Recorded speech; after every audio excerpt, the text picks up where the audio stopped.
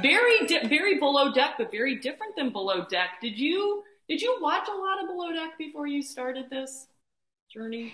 Obviously, I think we've all seen a bit of a below deck. I mean, especially being a yachty, because we all sit in the crew mess and we watch it on Bravo, Okay. and we compare it to our lives and things like that. So I've seen quite a bit of below deck, but the fact that below deck adventure was presented to me, that's why I had to go for that, because I think if it was any other one, it wouldn't have really suited my personality. I love adventure, and I was like, okay, this one might be different, and it certainly is, right? Yeah, yeah. So do you actually, when you go with the guests, you go on these excursions with the guests, like the zip lining and all the what you do? Yeah, we do. We have to escort them. We have to obviously experience it ourselves. We have to carry their stuff, whether that be literally their belongings or food and stuff. So, yeah, we have to go on it with them. And I remember one time when there was one of the best excursions, really, I think it was the paragliding. And I sat at the top of a mountain for probably 6 hours, just making sure all my guests were safe on top of the mountain, and left the mountain, and then I had to get back down the mountain and make sure they all landed and that they were fed and watered. So it was pretty full on. Yeah, yeah. So, but are you like also doing some of these really wild, extreme sports too? That we will always do, we take it in turns basically. So some days I'll be like, okay, so this is horse riding, for example. I know Oriana's really good with horses because she grew up with horses, so I'd send her on that one. I would talk to the guys and girls and see what kind of excursions they like or what they feel they'd be confident in. And that's when I would say, right, you're on this excursion, you're on that excursion. So I have to kind of make sure everyone fits in with the excursions. Wow. And so are you a bit of a daredevil? Because honestly, I watch that and I'm like, no way would I do that. It's really scary. I was back in the day. I've done bungee jumps, skydives. I've practically hitchhiked around, Vietnam, Cambodia. I was a boxer for 8 years, trained in Thailand. So, there's not much that hasn't been thrown at me. But I think as you get older, you get a little bit more wiser, don't you? And now I was just making sure that, none of my guests broke an ankle or you Okay. know, things like that, because it would just ruin everything. Yeah. Yeah. That's insane. Okay. So we have that to look forward to. We also have an interesting interior, which, the two girls, you've got Ariana and Katie. Um, Ariana being a former chief stew or being a chief stew, how was that, especially when you didn't give a hierarchy? How does that work? Is that easier or harder for you? Um, I knew that we were going to have an extremely challenging season ahead, Hmm. and things couldn't always be by the book, shall we say. So I just had to put on like my head, like I need to do what's going to work best. And because we were thrown in at the deep end so quickly, I've got Ariana's CV and I've got Casey's CV, but that means nothing to me. I need to see people work. I need to see their attitude. I need to see if their pace is fast and determined, and, if they're supportive. And until I see that, then no one's going to have any hierarchy or whatever. I just need us to be a team together. I need to see their strengths, their weaknesses, and go, right, okay, that's your strength. That's where you're going. You need help with that. Don't do that now. We haven't got time for that. So I just needed to analyze my girls and work out what was going to work best to make sure that every charter just went as smoothly as possible, basically. Yeah, yeah. But then you got the egos. I've seen this a couple times on Below Deck where the two stews then end up, getting a little bit competitive, I guess, for that second rank. Did you encounter some sort of, without giving it away, that sort of drama as well? Um, I think at the end of the day, they should be adults and respect the fact that we've got a job to do. And it doesn't matter who does it, just do it. Mhm. And, you know, if you're going to prove that you're a good worker, then you will get, you know, recognized for that. But until then, No, not this time. Yeah, and we got to see a little bit of you in action. I mean, you definitely are great at your job. You take charge. What kind of a chief stew are you, would you say? Um, what kind of, I like my team to have fun, and I want them to think that I'm a fun girl as well. But and I will take so much and then I will blow.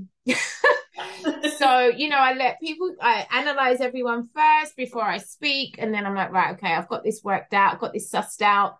And I don't know. I think also I have to read the room. I have to read what my guests are like. Some guests don't like white gloves, silver service, yes, sir, no, sir. They come on holiday. They want to talk to the crew. They want, fun, and they want to talk to us about our lives and what happens down in the crew cabins. And then others, want us to stay away. So it's all about people skills, and you just have to be very adaptable, not just with your guests, but with the crew as well. You don't know what crew you're getting. You don't know what personalities or mood swings or whatever they have. Yeah. You just have to be, yeah. I always say you have to have many colors to yourself. You have to be every color under the rainbow. Yeah, no, that is for sure. And it looks like Captain Kerry seems great, and I know you'd mentioned working with an Australian captain. We just watched Captain Jason washing dishes, doing a ceremony.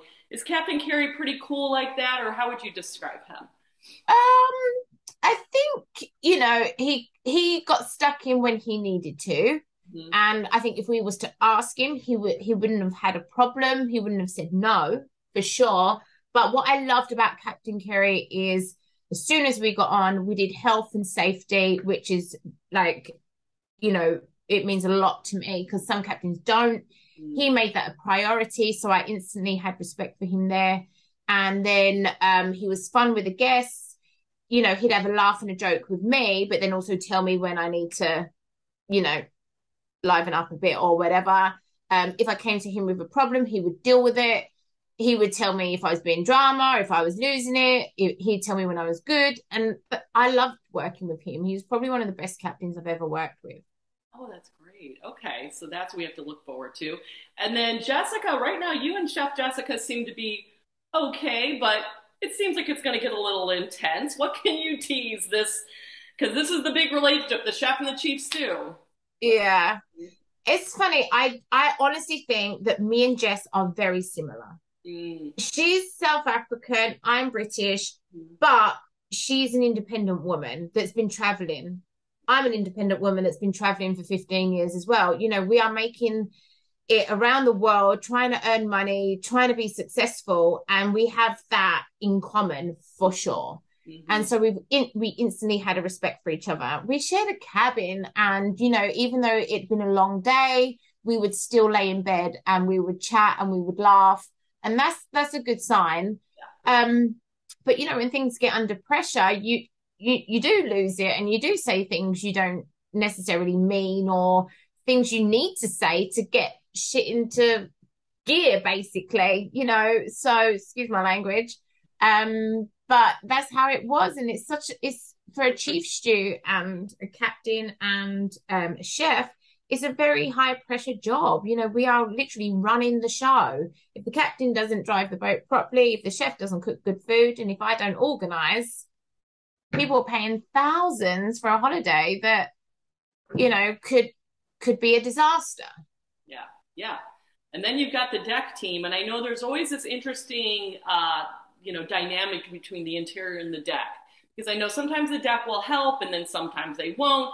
How was your relationship with the bosuns and the rest of the deck crew? Honestly, it was extremely frustrating. I'm not going to lie. Okay. Because it was Norway, because sometimes the weather was really bad. And not only that, the sun didn't go down.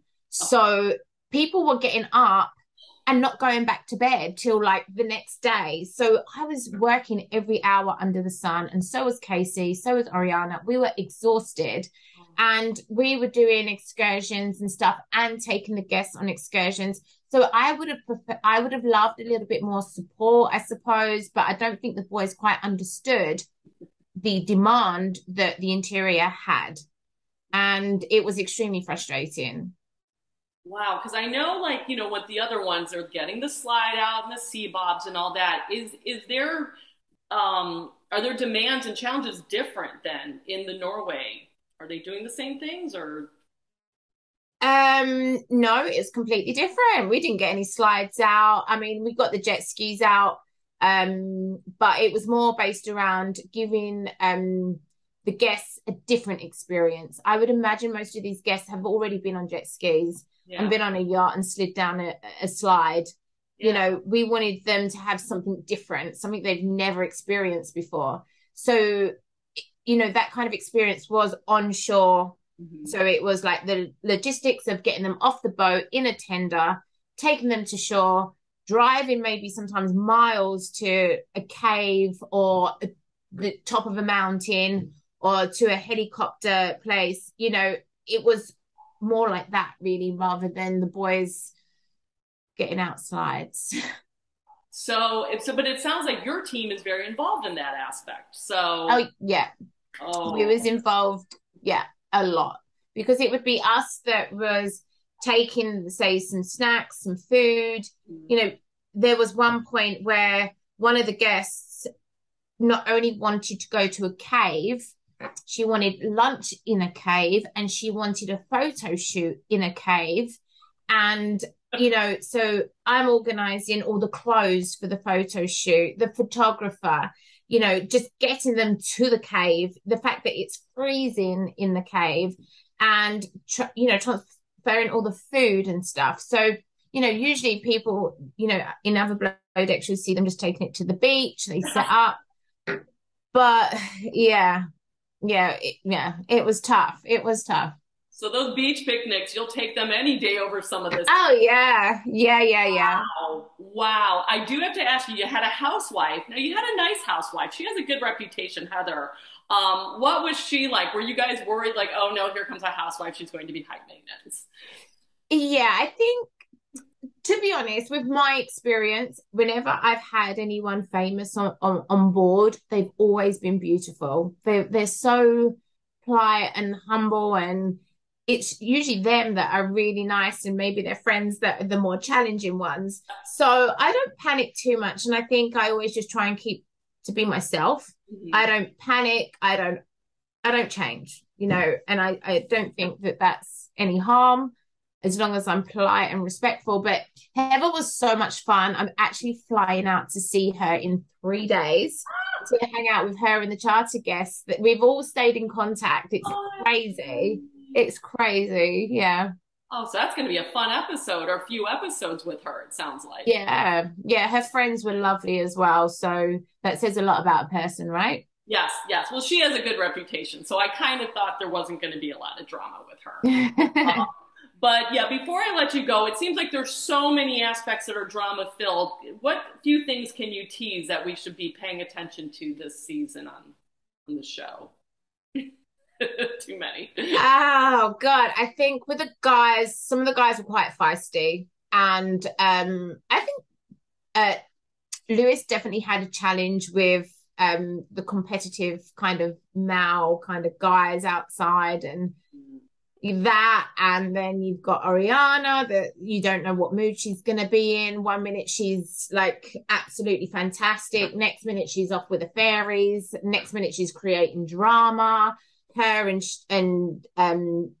Jess, the chef, I was always in the middle of them too, trying to keep everybody happy. That's the thing, you know, as me, as a chief stew, being in the middle, I'm trying to keep the peace and I'm trying to keep everybody happy and I'm trying to keep everybody doing their job.